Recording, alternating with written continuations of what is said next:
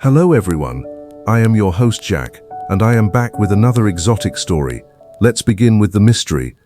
Nero Wolfe and the Kind Death. Chapter 1, 3 Words and $500. The envelope arrived on a Wednesday. Fritz brought it in with the morning mail at 8:50, which is when the mail arrives and which is also, not coincidentally, 10 minutes before Wolfe comes down from the plant rooms at 11, meaning Fritz screens it with the quiet efficiency of a man who has been running this household long enough to know what belongs in it and what doesn't. Most of what doesn't belong gets handled before it reaches the office. This one he brought to me at my desk without comment, which meant he had already decided it was not his department. It was a standard white business envelope, number 10, no return address, postmarked Manhattan the previous day. My name on the front, Archie Goodwin, 918 West 35th Street, in block letters that told me nothing about the hand that wrote them except that the hand had been careful. Inside was a single blank card, the kind you find in any stationery shop, and $500 in 20s, and 3 words written in the same careful block letters on the card. It was not, that was it. No signature, no further explanation, no indication of what it referred to or what not meant in this context, or who had decided that $500 and 3 words constituted a sufficient communication to the office of Nero Wolfe. I put the money on my desk and the card beside it, and looked at both for a moment.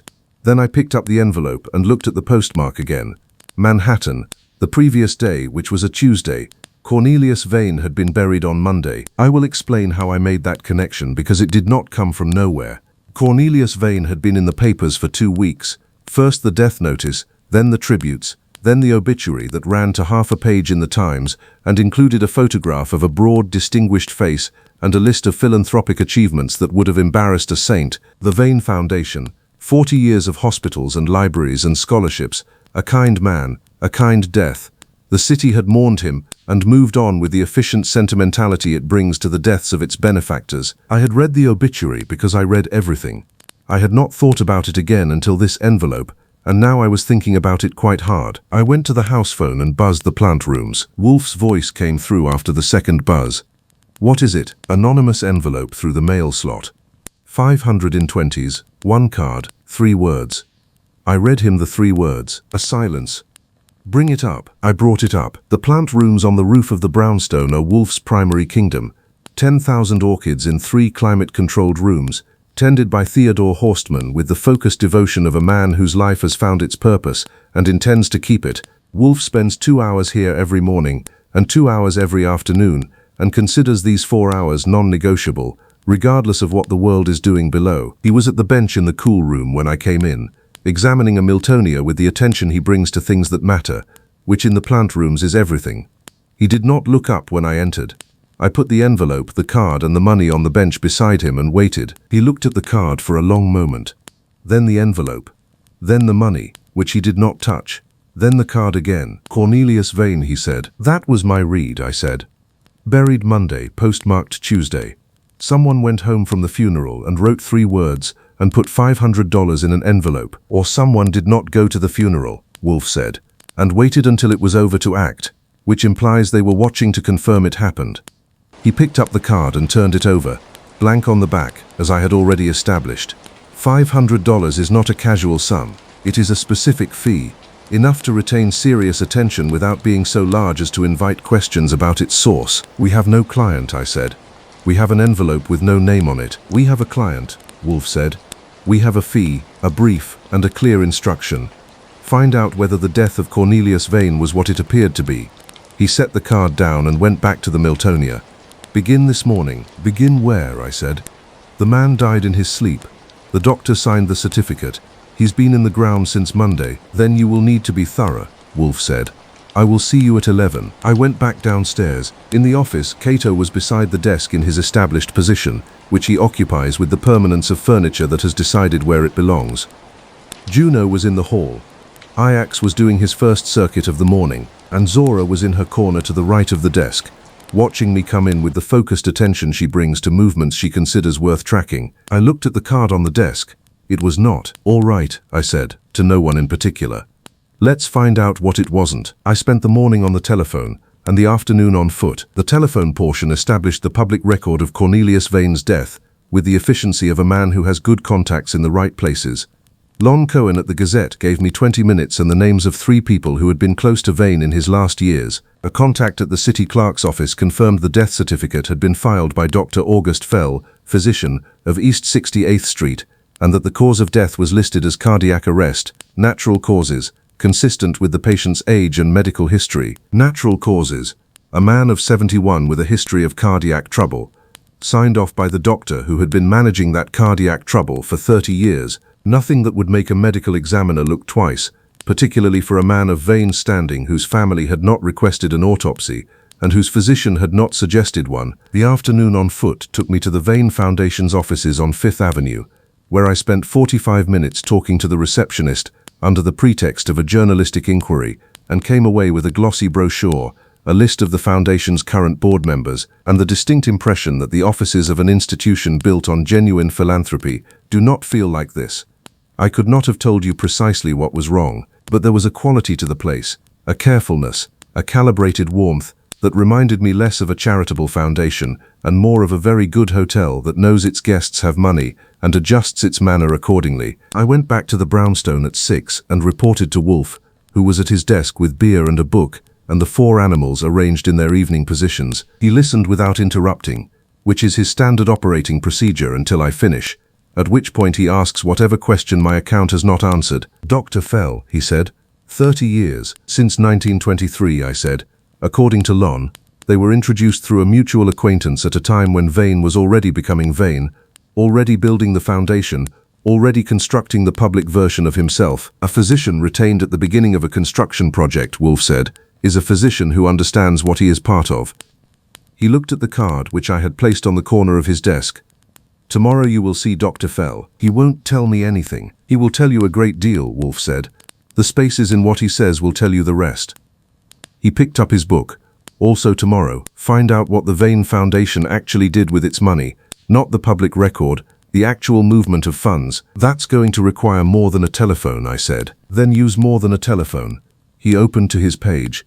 I will call Saul Panzer, who is the best private investigator in New York, and who Wolfe uses when the legwork exceeds what one man with a good suit and a convincing manner can handle, would cost money.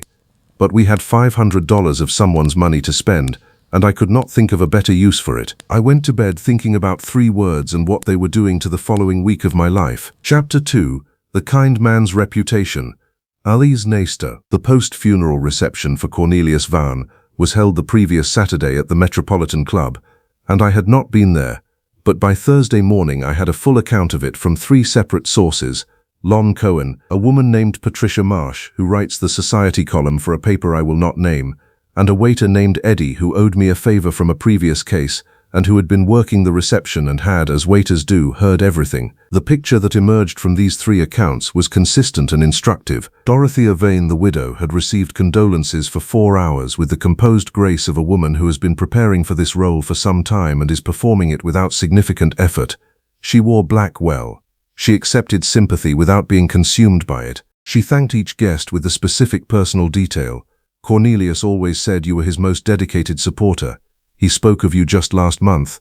That makes people feel remembered and therefore feel good about the person doing the remembering. Martin Vine, the son, had stood slightly apart from his mother for most of the reception, which could mean filial distance or simply that 2 Vines receiving guests simultaneously covered more ground. He had drunk 2 scotches in the first hour and switched to water, which Patricia Marsh had noted because she notes everything. He had left before the reception ended, which 3 of my sources mentioned independently, which means it was the kind of departure people notice. Harold Peck had been there and left early, as I already knew. Eddie the waiter had a specific memory of him, a man in a dark suit who had stood near the entrance for 40 minutes, spoken to no one of significance, and left with the air of a man completing an obligation rather than observing a genuine loss. Eddie, who reads people for a living in the way that waiters do, had thought at the time that the man looked relieved, not sad, not neutral. Relieved. I wrote all of this in my notebook and went to find Dr. August Fell. Dr. Fell's office was on East 68th Street, in a brownstone that had been converted with the discreet elegance that Park Avenue medicine applies to everything. Nothing showy, nothing cheap, the kind of office that tells you its occupant charges a great deal and has been doing so for long enough that it no longer feels necessary to announce it. His receptionist was expecting no one from our office, which is how I prefer it. I gave my name and said I was looking into Mr. Vane's estate on behalf of a family interest, which was vague enough to be plausible and specific enough to get me past the front desk. I waited 12 minutes and was shown in. Dr. August Fell was 70, as I had established, but carried it the way some men do, not diminished by age but consolidated by it, as though the years had burned off everything unnecessary and left the essential structure. He had white hair, careful eyes, and the manner of a physician who has been delivering difficult information for 50 years and has learned to do it without cruelty and without excess. He looked at my card. He looked at me. "Mr. Goodwin," he said, "I know who you work for." "Most people do," I said. "Then I'll save us both some time." He folded his hands on the desk. Cornelius Vane died of cardiac arrest. He had a documented history of cardiac irregularity going back 11 years.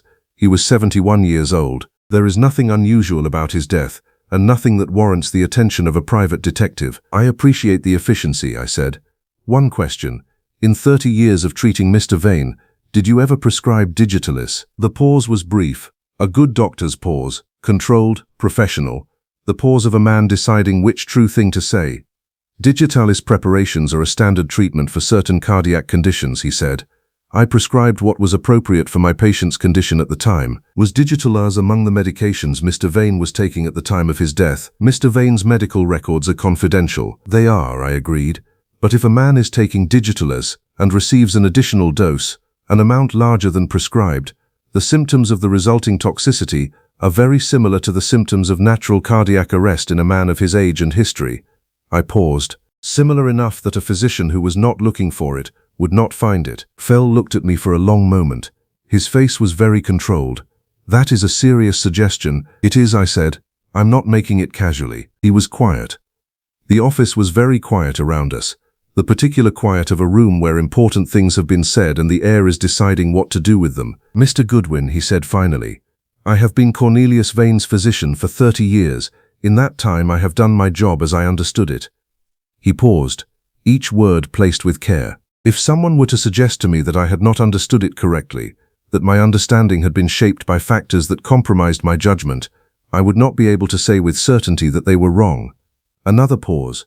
"That is all I will say." It was enough. I thanked him and left and sat in my car on East 68th Street for a moment before starting the engine. It was not a confession. It was not a denial. It was the precise statement of a man who had chosen not to look for 30 years and had just been shown, gently, what not looking had cost, and who had decided that the most honest thing he could do now, at 70, was leave a space where honesty could enter if someone was paying attention. I was paying attention. I drove back to the brownstone and told Wolfe everything. He listened.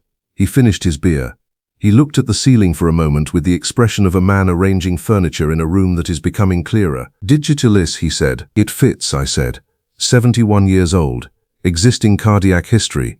A physician of 30 years who would know exactly what dose would be effective and exactly what he was not going to look for afterward. "You are suggesting Fell administered it." "I'm suggesting Fell knew," I said. "Whether he administered it or simply ensured he would not find it is a different question." Wolfe was quiet. Across the room, Zora shifted in her corner, resettled, went still again. Ajax, on his circuit, passed the office doorway and continued. "Find the people Vane paid to be quiet," Wolfe said. "That is the center of this. Everything else is circumference." He reached for his book. "Saul will have something for us tomorrow." Chapter 3. What the Doctor Chose Not to See. Saul Panzer arrived at the brownstone at 9 Thursday morning. Saul is a small, compact man who looks like someone's unassuming accountant and operates like the best investigator in New York, which he is. He has worked with Wolfe for 20 years on the cases that require more than I can cover alone, and he arrives at every briefing with the focused attention of a man who has already begun working before you tell him what you need. Wolfe gave him the financial brief, the Vane Foundation's secondary accounts, the specific movement of money that did not appear in the public record, the names of long-term recipients of payments that were not grants or scholarships or hospital donations. He gave him a budget and a timeline of 3 days, and Saul left without asking unnecessary questions, which is one of his many professional virtues. I spent Thursday on a different track. The 3 people Lon Cohen had identified as close to Vane in his last years were a museum curator named Gerald Ashby, a former city councilman named Robert Pruitt, and a woman named Eleanor Cross, who had chaired the Foundation's education committee for 12 years. I called all 3 and reached 2, Ashby and Pruitt. Cross did not answer, and did not return the message I left with her housekeeper. Ashby met me for lunch at a midtown restaurant he suggested, which told me he was comfortable being seen with me, or comfortable being seen anywhere, and did not particularly distinguish between the two. He was 60, well-fed, the kind of man who fills a room with goodwill the way some rooms are filled with furniture, completely and without particular arrangement. He spoke about Vane with the practiced warmth of a man delivering a prepared account, which I noted. Every anecdote was polished. Every memory arrived with its moral already attached. I asked him how long he had known Vane. 20 years, he said, since he funded the wing at the museum, and before that, a slight pause. I didn't know him before that. What do you know about his earlier career? Before the foundation became what it is. Ashby looked at his lunch. Cornelius built himself from very little, he said. Real estate primarily. He was a hard man in those days, I understand. Most successful men are. He looked up. He became something better. That's the story. What did he become better from? I said. Ashby smiled with the specific warmth of a man closing a door politely. I think you'd need to ask someone who knew him then, he said. I only knew the better version. Pruitt was less smooth. He met me in his office in a building near City Hall, a man of 65 who had been out of the council for 8 years and had the slightly deflated quality of a man whose importance has receded and who has not entirely accepted the recession. He shook my hand with a grip that was trying too hard and offered me coffee twice before I had a chance to answer the first time. He spoke about Vane with warmth that was genuine but uneasy, the warmth of obligation rather than affection. When I asked about Vane's earlier career, he went still in the specific way of a man who has been asked a question he was hoping would not come. Cornelius was a complex man, he said. Most people are, I said. He did things, in the early days, that he came to regret. I think the foundation was his way of making that right. He paused. Some people thought he didn't make it right enough, but he tried. What things? I said. Pruitt looked at his desk. I'm not the person to ask about that, he said. I really am not. I drove back to the brownstone and reported to Wolfe, who had spent the day reading and thinking and had arrived, I could tell from his expression, at something he was not yet ready to share. Eleanor Cross did not return your call, he said. I was Mange Alame. No, find her tomorrow, he said. In person. Do not telephone first. He paused. And tomorrow evening I want to see Cecile Marsh, the former secretary. Yes, call her tonight. Tell her Nero Wolfe would like to speak with her about Cornelius Vane, and that the conversation will be entirely confidential, and that she has nothing to fear from it. He paused. She will not believe the last part. Say it anyway. Ajax came in from the hall and went directly to Wolfe's desk and stood beside it, which he does not usually do. He stood there for a moment looking at nothing in particular, and then went back out, which meant something had changed in the house's perimeter that only he had registered. I went to the window and looked at the street. A car I did not recognize was parked across from the brownstone. It had been there when I came home and it was still there now. We have a visitor who hasn't visited, I said. Wolfe did not look up from his book. Note the plate number and call it in tomorrow, he said. Tonight, call Cecile Marsh. I noted the plate and called Cecile Marsh. She picked up on the third ring with the weariness of a woman who screens her calls and had decided, after consideration, to answer this one. I delivered Wolfe's message as instructed. There was a long silence. Then she said, tomorrow evening, 8 o'clock. I said that would be fine and hung up and went to tell Wolfe, who received this information with a nod that meant he had expected it and turned a page. Chapter 4.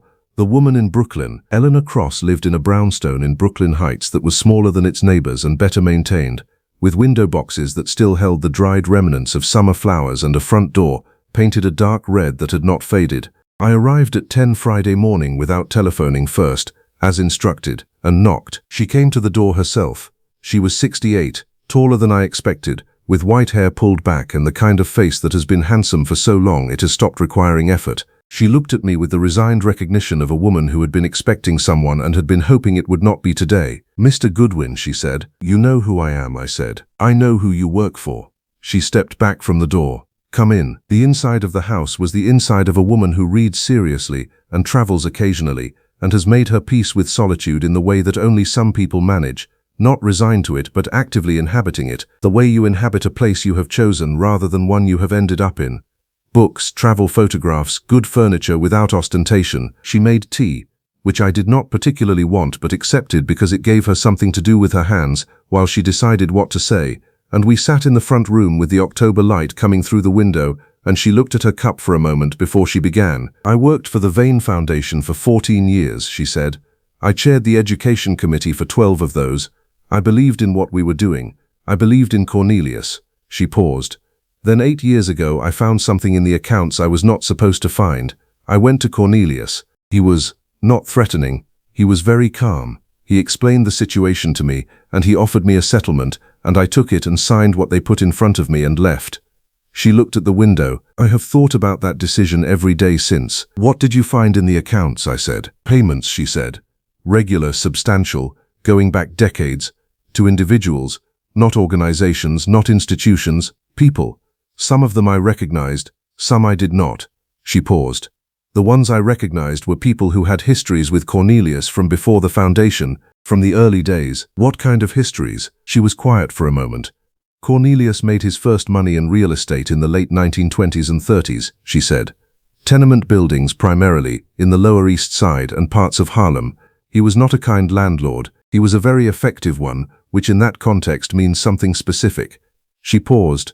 "There were fires, 3 of them, over 6 years, buildings that were insured for more than they were worth. People died in 2 of those fires. Cornelius was never charged with anything. Several people who could have said something chose not to." She looked at me directly. "The foundation's secondary accounts were how he ensured they continued to choose not to." I wrote it down. My hand was steady, which takes practice. "The payments were still active when you left 8 years ago," I said. "Yes. Some of the original recipients had died and the payments had transferred to their families." She paused. "Cornelius was thorough. He understood that silence is inherited." "Miss Cross," I said, "do you know a woman named Cecile Marsh?" Something shifted in her face. "Cecile was my assistant for 3 years. She found the same accounts I found 2 years before I did. She went to Cornelius alone and he dealt with her. Settlement, non-disclosure, before I ever knew she had found anything." A pause. "I only found out after I left. She called me. She needed to tell someone." She looked at her tea. "We have spoken occasionally since. We are careful about it." I drove back to Manhattan with the shape of 40 years in my notebook. 3 fires, dead tenants, purchased silence running from the 20s through the morning of Cornelius Vane's quiet death in his Park Avenue apartment. I told Wolfe everything at 4 o'clock. He listened without expression until I finished.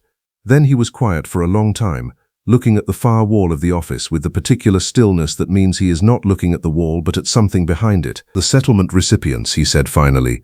"The families of the people who died. They have been receiving payments for decades." "Yes, and those payments stopped when Vane died," Wolfe said. "I had not thought about that.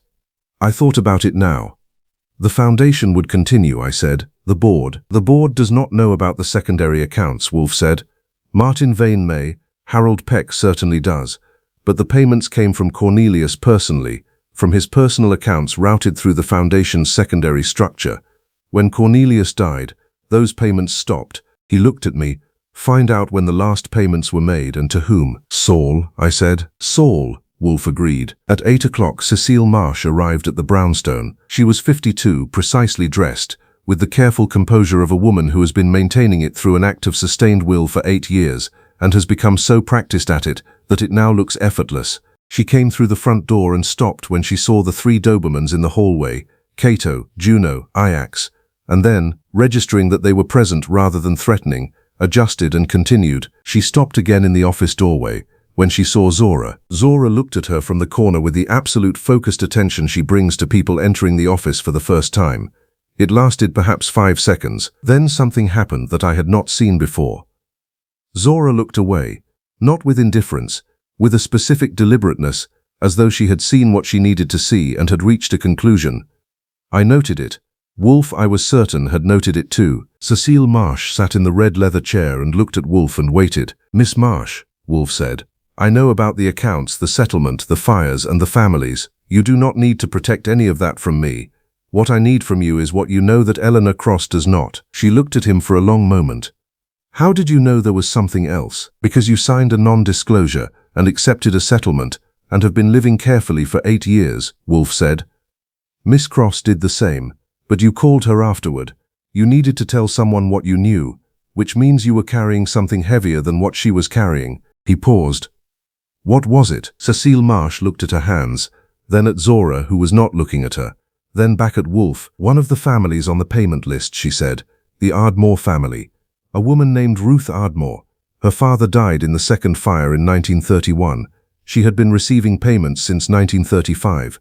Regular, substantial. When I found the accounts, she was still receiving them.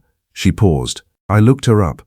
I found her. I went to see her. A pause. She told me her father had not died in the fire accidentally. She said her father had refused to stay quiet about what Cornelius was doing, the insurance fraud, the conditions in the buildings, and that the fire had been arranged specifically because of his refusal. The office was very quiet. Did she have proof? Wolfe said. A letter, Cecile said.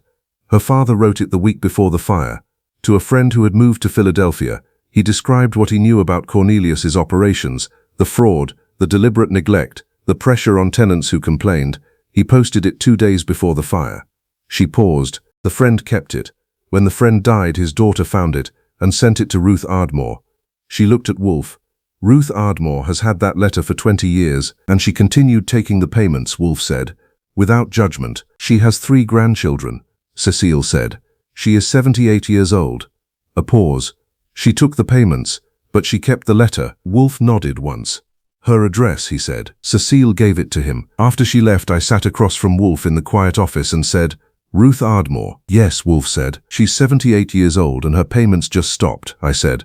And someone sent us $500 and 3 words the day after Vane's funeral. Yes, Wolfe said again. I thought about a 78-year-old woman who had been paid for 20 years to stay quiet about a letter that proved a man had arranged the death of her father, who had watched that man become beloved and respected and mourned, who had cashed the checks because she had grandchildren and because what else do you do, and who had finally, when the man was in the ground, picked up a pen and written 3 words on a card and put $500 in an envelope. She didn't do it herself, I said.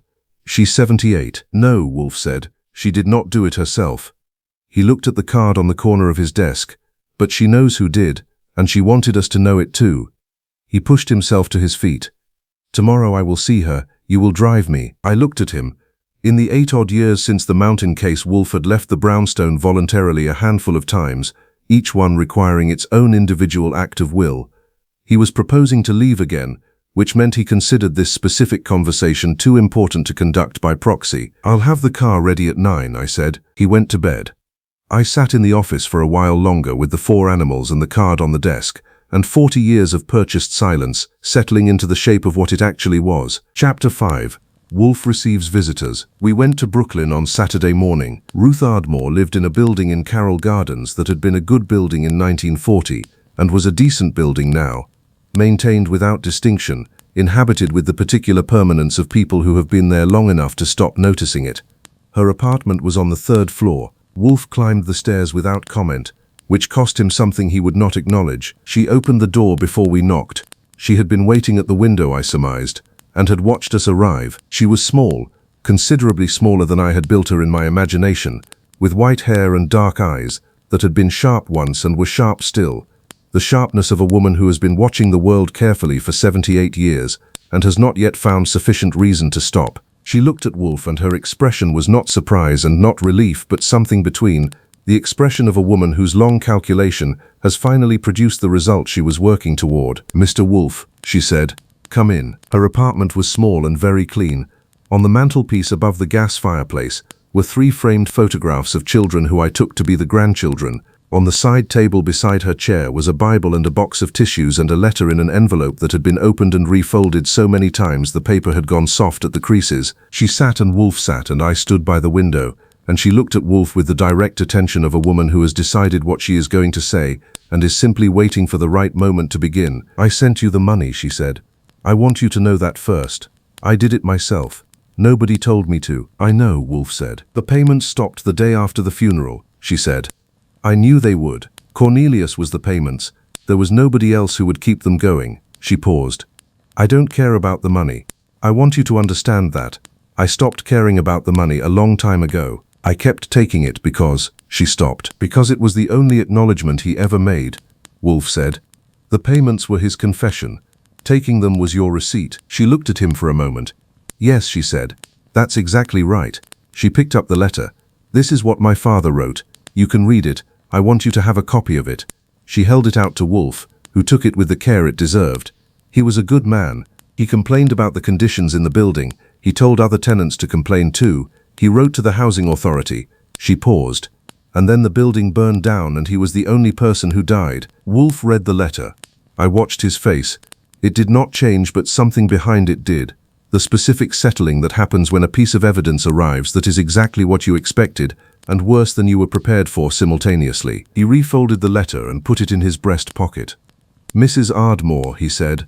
You know who did this? Yes, you will tell me. That's why I sent the money, she said simply. She told us, I will not reproduce it here in full because it will be reproduced in Chapter 7 where it belongs, when Wolfe delivers it in the office with everyone present. What I will say is that she told us clearly and completely and without visible emotion, which is the manner of a woman who has been living with something for a very long time and has burned through all the available emotion and arrived at the clear hard fact underneath. We drove back to Manhattan in the late morning. Wolfe sat in the passenger seat and said nothing for 40 minutes. Then he said, this evening, the brownstone, Dorothea Vane, Martin Vane, Harold Peck. Separate arrivals, 40-minute intervals. 40 minutes isn't much time for each one. I said, I do not need much time, he said. I already know what I need to know. I am confirming 3 things, not discovering them. He paused. And I want them in the office with Zora, separately. You want to see how they react to her. I want to see what they do when they think they are being watched by something that cannot be manipulated, he said. Guilty people perform for human observers. They have no performance prepared for a cheetah. Dorothea Vane arrived at 6 o'clock. She was exactly as described. Elegant, composed, the widow's performance flawless. She came into the office and saw Cato beside the desk and absorbed it with the smooth adjustment of a woman who adjusts to everything. She sat in the red leather chair and crossed her ankles and looked at Wolfe with the attentive courtesy of a woman who has agreed to an interview and intends to be cooperative and informative within the precise limits she has already established. Then she saw Zora. The performance did not break, but it paused. A fraction of a second, barely perceptible, in which Dorothea Vane looked at the cheetah in the corner, and the cheetah looked back at her, and something passed through Dorothea's composed expression that was not fear and not surprise but recognition, as though she was looking at something she understood, something that, like herself, was beautiful and self-contained and fundamentally unconcerned with the comfort of the people around it. She answered Wolfe's questions with the precision of a woman who has already answered them for herself and has her version ready. She had not known about the secondary accounts. She had not known about the fires. She had been for 20 years of marriage to Cornelius Vane, the public face of a philanthropy she believed in. These things may have been true. They were delivered too smoothly to verify on the basis of delivery alone. When she left, I noted, not the killer, but not entirely innocent of what she might have known. Martin Vane arrived at 6:40. He was 40, as established, with his father's broad face softened by something his father had apparently not possessed, which was doubt. He sat in the red leather chair and looked at the desk and the dogs and finally at Zora with the expression of a man who finds the cheetah the least surprising thing in the room, which told me something. He had known about the accounts. Not at first, he said so, and I believed him, because the way he said it had the specific texture of something a person has had to accept about someone they loved and has never fully finished accepting. He had found out 12 years ago, when Cornelius brought him fully into the foundation. He had been told it was legacy management. He had continued. Did you ever consider stopping the payments? Wolfe asked. Martin Vane looked at his hands. Yes, he said, every year. He paused. I never did. When he left, I noted, complicit. Unhappily, thoroughly, inescapably complicit. But not the killer.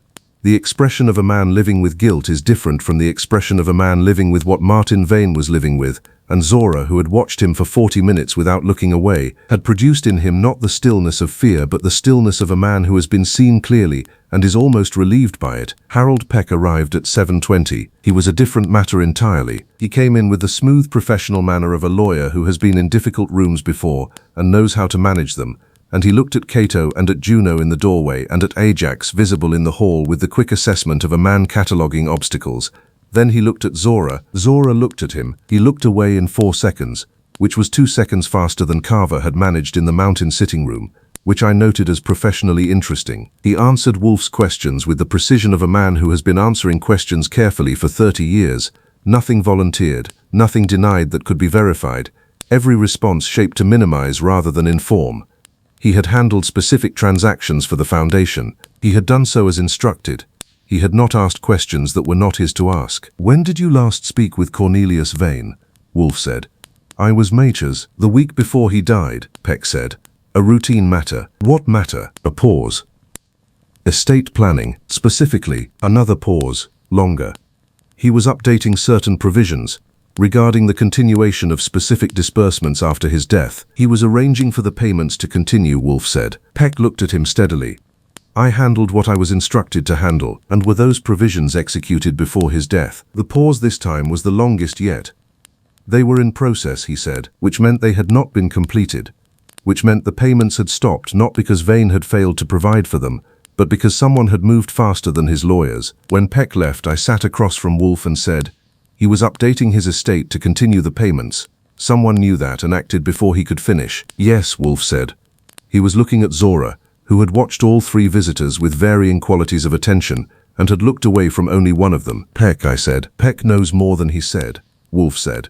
He is not the killer, but he knows who is, and he is deciding what to do with that knowledge. He looked at me. Give him until tomorrow to decide.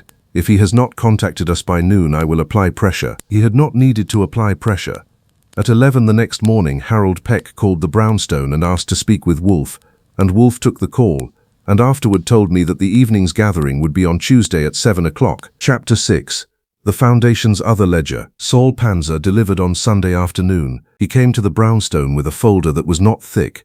Saul's reports are never thick, because Saul understands that the value of information is in its precision rather than its volume, and sat across from Wolfe's desk and went through it with the quiet efficiency of a man who has done exactly what he was asked and has organized the results in the order that will be most useful. The secondary accounts had been running since 1935.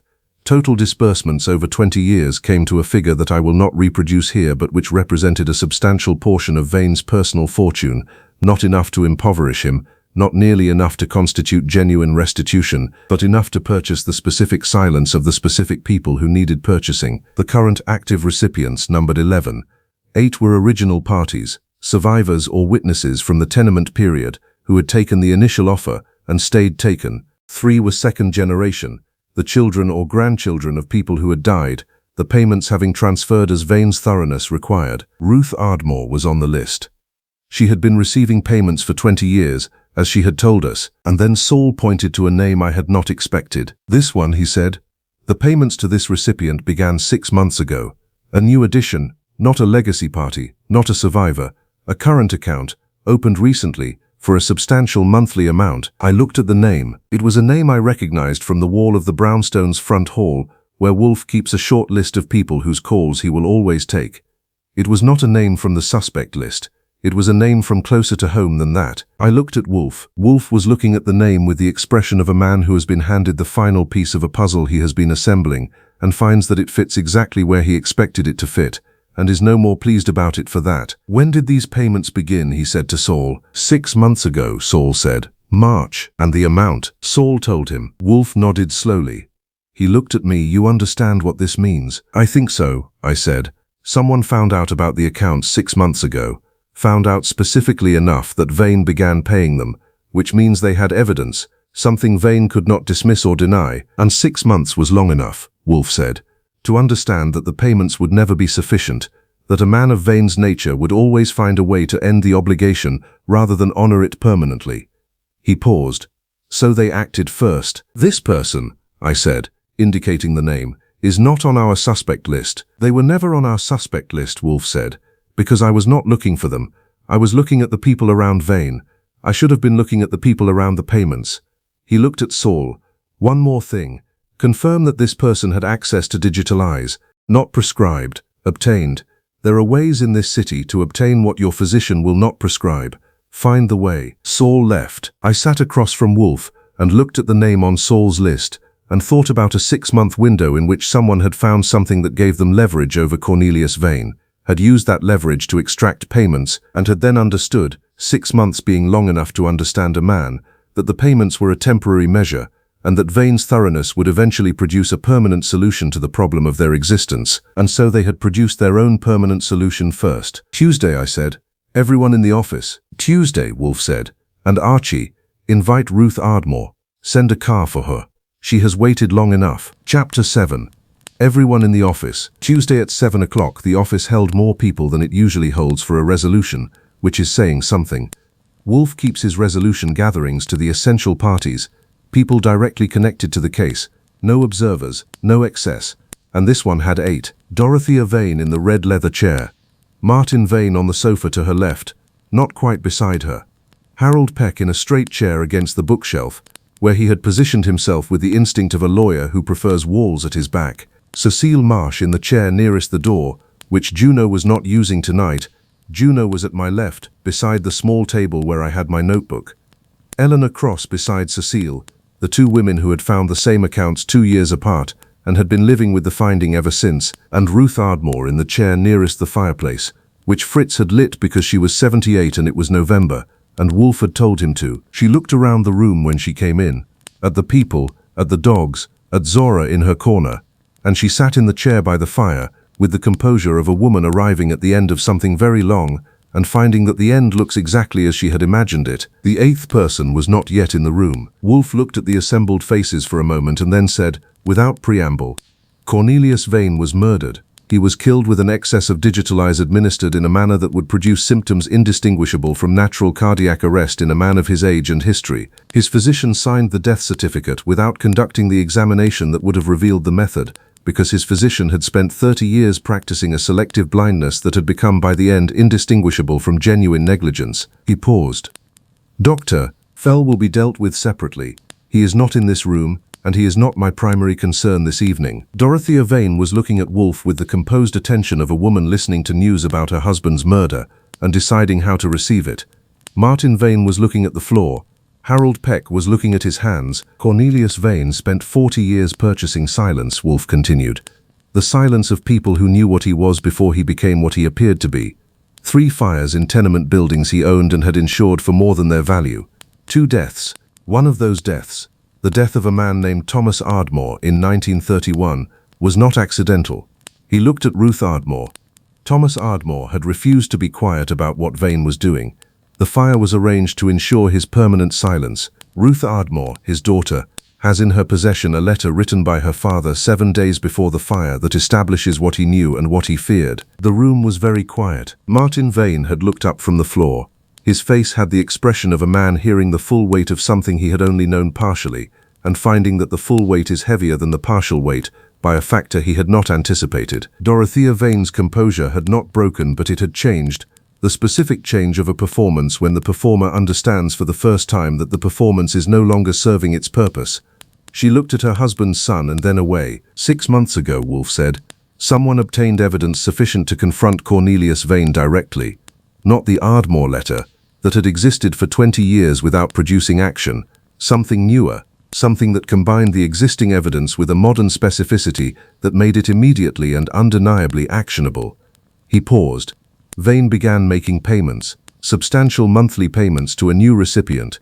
These payments were, as all his payments were, a temporary measure. Vane had already instructed his attorney to update his estate arrangements. Harold Peck, who handled the secondary accounts, recognized the instruction for what it was. Peck looked up. He was going to have her dealt with, he said. It came out flat and final. I've known Cornelius for 30 years. I knew what dealt with meant. Yes, Wolfe said.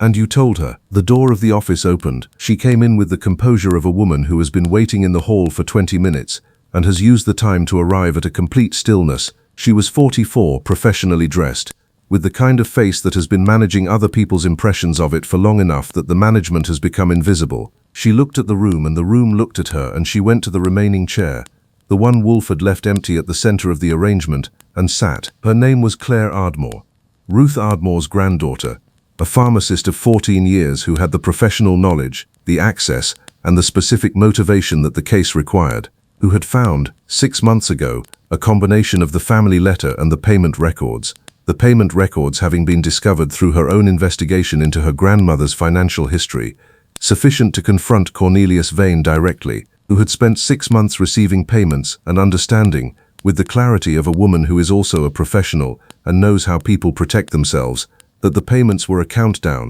who had acted before the countdown ended. She looked at Wolfe and said, "My grandmother had nothing to do with this." "I know," Wolfe said. "She sent you the money because she wanted it known. She didn't know what I had done. She thought his death was natural." Claire Ardmore paused. She spent 20 years cashing checks from the man who killed her father. She deserved to know it had been answered. Another pause. I was not going to let her die without that. The room was very still. Zora in her corner had not moved since Claire Ardmore entered. She was watching her with the fixed, complete attention she brings to things she has decided are important. Not the predatory attention of something considering action, the witness attention of something that has been present for something that matters, and intends to remain present for all of it. The method, Wolfe said. Wolfe said, Digitalis, she said. His prescription strength was documented. I calculated the additional amount required. I had access through my position. She paused. I administered it in his evening drink, which I prepared on the night I was there for dinner. He invited me. He thought I was coming to discuss the payment arrangement. A pause. He was not frightened at the end. I want to say that because it is true, even though I am not sure it matters. It matters to you, Wolfe said. Yes, she said, it does. Ruth Ardmore, in the chair by the fire, was looking at her granddaughter with an expression I did not have precise words for, and will not attempt to invent. It was not horror, and it was not approval, and it was not grief exactly, though it contained elements of all three. It was the expression of a woman at the end of a very long story looking at the person who wrote the final chapter and understanding, for the first time, everything that had gone into the writing. Wolfe looked at her for a long moment. Then he said, Mr. Goodwin, I called Kramer. Chapter 8. The Price of a Kind Death. Kramer arrived at 8:30 with Stebbins and two men I did not recognize, which meant he had been expecting something larger than usual and had staffed accordingly. He came through the front door with the expression he always wears arriving at the brownstone for a resolution, the expression of a man who is about to receive something valuable and is constitutionally opposed to being grateful for it. He looked at the dogs. He looked at Zora. He said, I will never get used to that animal, which is what he says every time, and went into the office. I will compress what followed because Kramer compressions are among the more merciful things I do in these accounts. He received Wolfe's summary, reviewed the letter from Thomas Ardmore, heard the account of the Digitalis method, took Claire Ardmore into custody with a correctness that I noted and credited him for, and was out the door by 9:45 with more than he had arrived with, and the specific grumbling gratitude of a man who has just been handed a solved homicide involving a beloved civic figure and is already calculating what it will cost him to accept it. At the door he stopped and looked back at Wolfe. The woman, he said, the granddaughter. She'll go to trial. Yes, Wolfe said. You understand what she did. I understand it precisely, Wolfe said. That is not the same as endorsing it. Kramer looked at him for a moment with the expression of a man who has been having variations of this conversation with Nero Wolfe for 20 years and has never fully resolved it. He put on his hat and left. Ruth Ardmore stayed. She sat by the fire after everyone else had gone, after Dorothea Vane left with the careful composure of a woman reassembling herself around new information, after Martin Vane left with the heavier step of a man who has just understood fully what he was part of, after Harold Peck left with the quiet relief of a man who chose correctly at the last moment and is not yet sure what that choice will cost him, after Cecile Marsh and Eleanor Cross left together, two women who had found the same thing 2 years apart and had spent 8 years being careful, going out the door side by side with something that looked, improbably and genuinely, like relief. Ruth Ardmore sat by the fire, and Wolfe sat at his desk, and I sat at mine, and the 4 animals were in their positions, and nobody said anything for a while. Then she said, She'll go to prison. Almost certainly, Wolfe said. I fash. She did it for me, Ruth Ardmore said, or partly for me, partly for herself, partly for her great-grandfather who she never met. She looked at the fire. I spent 20 years cashing his checks. I told myself it was the only justice I was going to get. I told myself it was him admitting what he did every month for 20 years. She paused. I think I knew it wasn't enough. I think Claire knew too. It was not enough, Wolfe said. It was never going to be enough. A man who arranges the death of another man and then purchases the silence of the survivors has not made anything right. He has simply organized the wrongness more conveniently. He paused. Your granddaughter understood this. What she did with that understanding is a matter for the courts. But the understanding itself was correct. Ruth Ardmore looked at him. Do you think she was right? Wolfe was quiet for a moment. I think she was precise, he said. Whether she was right is a question I am not qualified to answer because I am not without interest in the answer. What I can tell you is that Cornelius Vane is dead, and the truth about what he was is no longer his to suppress, and that the letter your father wrote 7 days before he died will be part of a public record before the end of this year. He paused. Your father was not silent. He was silenced. That is a different thing. And now the silencing has ended. She looked at the fire for a long time. Then she said, "My father would have liked you." Wolfe said, "I would have been glad to know him." Fritz came in and asked quietly whether Mrs. Ardmore would like to stay for dinner, and she said she would, and Fritz went back to the kitchen with the satisfied expression of a man whose hospitality has been accepted. I drove Ruth Ardmore home to Brooklyn at 10:30. She sat in the back seat and looked out the window at the city going past and said almost nothing, and when I pulled up in front of her building she got out and thanked me and went inside without looking back, which I thought was the right way to leave a place you have been trying to leave for 20 years. I went back to the brownstone and wrote my case notes. The notes for this case ran to 12 pages. On the last page, after the summary and the resolution and the names of the parties and the method and the outcome, I wrote the same kind of additional line I had written after the Mountain case. The line I do not usually write, the line that exists because some cases leave something behind in the writing of them that does not fit in the standard categories. This one I wrote twice before I found the right version. The first version said, "She was right."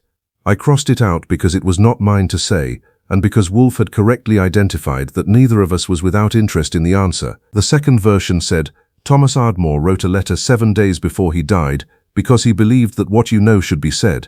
His daughter kept that belief in an envelope for 20 years. His granddaughter acted on it. Whether the action was right or wrong, the belief was not wrong. Some things should be said." I left the second version. Wolfe was reading when I came back into the office. Fritz had made veal for dinner. The good veal, the kind that requires the afternoon and produces a result that the case does not deserve to interrupt but that the household deserves regardless of what the case has been.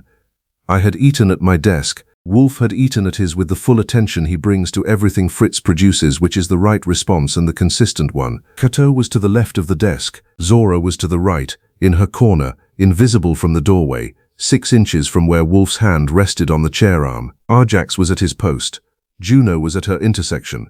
The house was doing what it does at 10:30 on a night when a case has closed and the routine has resumed and the brownstone has settled back into the shape it keeps when nothing is required of it except to be what it is. I sat at my desk. After a while, Wolfe said, without looking up, "The anonymous sender, Ruth Ardmore," I said. "Yes, she sent the money and the 3 words because she could not say it directly and could not stay entirely silent," Wolfe said. "She had been staying silent for 20 years, and Vane's death had released her from the obligation of the payments, but not from the obligation she felt toward what she knew." He turned a page. "She found a middle position, 3 words and $500, enough to set something in motion without saying what she knew her granddaughter had done." "She didn't know what Claire had done," I said. "Not when she sent the envelope." "No," Wolfe said. "She suspected. She did not know. The difference mattered to her." He paused. "It should matter to us as well." He read for a moment. "She spent $500 of Cornelius Vane's money to retain us. I find that satisfying." I found it satisfying too. I did not say so because it did not need saying. We sat in the office for another half hour, in the particular quiet of a concluded case. The quiet that is different from ordinary quiet because it has a weight to it, a density, the accumulated pressure of everything that has been resolved, settling into the room and becoming still. The fire had burned down to coals. The lamp on my desk threw a circle of yellow light across the case notes, and the expense accounting, and the card that I had kept on the corner of the desk since Wednesday morning. It was not. I picked it up and looked at it. Then I put it in the case file and closed the drawer and turned off the desk lamp. Wolfe read. The brownstone breathed around us. Outside on West 35th Street, the city went about its permanent business, indifferent and inexhaustible, the same city that had watched Cornelius Vane build himself into something respectable on the foundation of what he had done, and had accepted the construction without examining it too carefully, because cities are not in the business of examining the foundations of their benefactors. But someone had examined it. Several someones, over several decades, paying their various prices for the examination, and now it was examined, and known, and in a drawer in the filing cabinet of the brownstone at 918 West 35th Street, where it would stay until it became part of a public record that would outlast everyone in this story. Thomas Ardmore had written a letter. His granddaughter had read it. Some things should be said. Wolfe turned a page. Zora was 6 inches from his hand. The case was closed.